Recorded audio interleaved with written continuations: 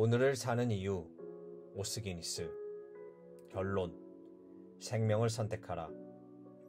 니체는 첫 번째 책, 비극의 탄생에서 미디스 왕이 숲속에서 디오니소스의 양부인, 현자 실레노스를 오랫동안 추적한 옛 이야기를 들려준다.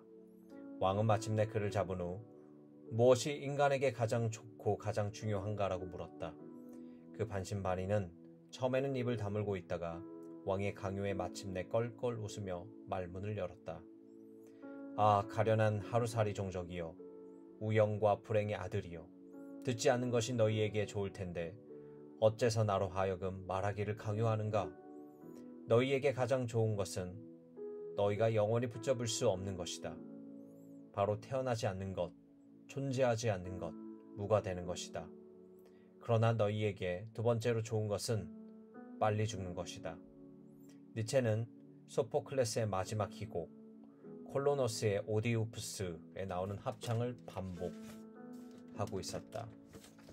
모든 것을 고려하면 태어나지 않는 것이 최선인데 일단 사람이 빛을 본 후에는 그 다음으로 좋은 것이 가급적 빨리 자기의 출처로 돌아가는 것이다. 친숙한 그리스 격언은 똑같은 취지를 직설적으로 표현했다. 죽기 전까지는 어떤 사람도 행복하다고 말하지 말라. 발달한 현대 세계의 지도자들과 시민들과 국가들이 니체 이야기를 곰곰이 생각해 봐야 하는 이유는 죽음의 문화가 우리 시대에 천천히 무자비하게 퍼지고 있기 때문이다.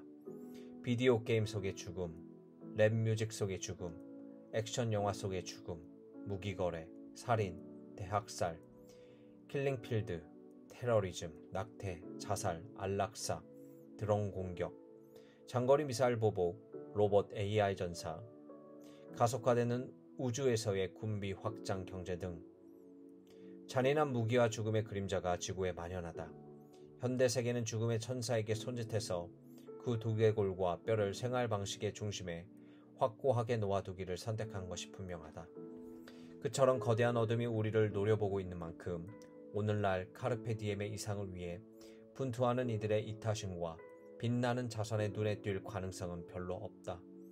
다가오는 세상에는 오늘날 붙잡으려는 충동이 이기심이나 반항이나 절망의 행위로 왜곡될 가능성이 매우 높다. 신들이 사랑하는 이들은 젊은 시절에 죽는다. 는 그리스인들의 말에 순응한 편이 나을 수도 있다. 이타심, 자선, 장기적 사고방식은 시시한 소리에 불과하다. 카르페 디엠은 부자와 권력자와 탐욕스러운 자의 표가 될 확률이 높고 결국 잡을 수 있는 동안 기회를 붙잡아라가 될 것이다. 이런 유령과는 대조적으로 성경을 관통하는 하나님의 부르심과 유대교와 기독교의 약속은 매우 분명하다. 너와 내 자손이 살기 위하여 생명을 택하라. 신명기 30장 19절. 예수님이 이렇게 말씀하셨다. 내가 온 것은 양으로 생명을 얻게 하고 더 풍성히 얻게 하려는 것이라. 요한복음 10장 10절. 가장 위대한 시간관을 가진 사람들이 자기 시간을 가장 잘 사용하고 즐길 수 있다. 인생은 짧지만 우리는 우리의 잠재력을 최대한 개발하고 인생을 최대한 선용하고 하루하루를 붙잡도록 부름받았다.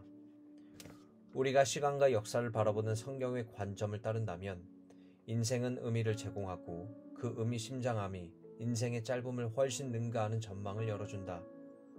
시간은 순환적인 것 이상이고 그 직선적 직행이 구성하는 이야기 속에서 우리는 중요하고 책임있는 역할을 수행하게 된다. 역사는 단일하고 우리는 중요하므로 우리의 존재와 모든 행위는 중요한 결과를 낳는다. 우리는 시간의 얼굴에 흔적을 남기고 우리의 노력은 헛되지 않다. 세상이 잘못되고 악과 불의가 도처에 있지만 하나님은 우리를 현재 진행 중인 온 지구의 화해와 수성과 회복 작업에 동참하는 그분의 협력자가 되도록 그리고 우리 인생의 공저자가 되도록 초대하신다.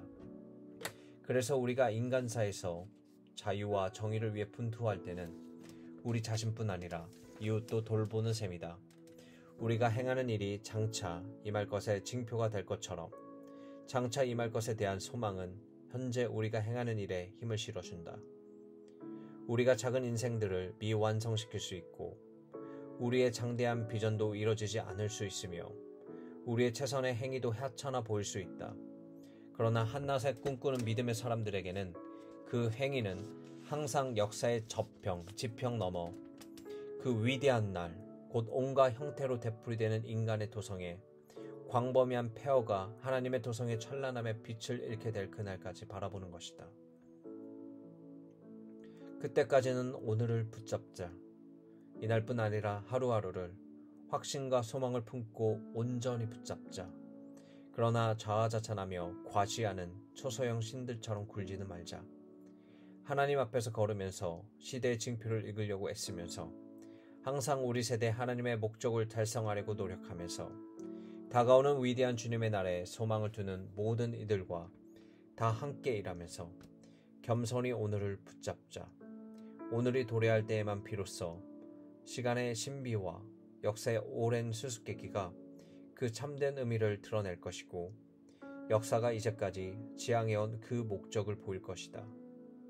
그때에야 비로소 우리의 최후의 적인 죽음을 포함한 모든 종말이 하나님의 위대한 끝에 의해 삼켜질 순간이 도래할 것이다.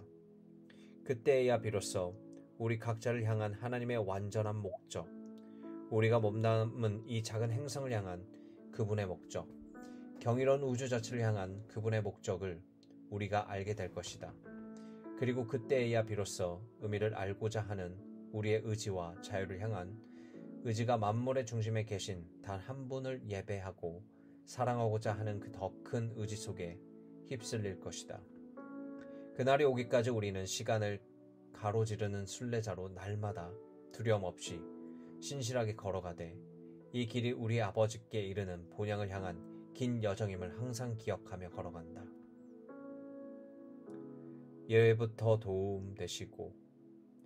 예부터 도움 되시고 내 소망 되신 주, 이 세상 풍파 중에도 늘 보호하시리.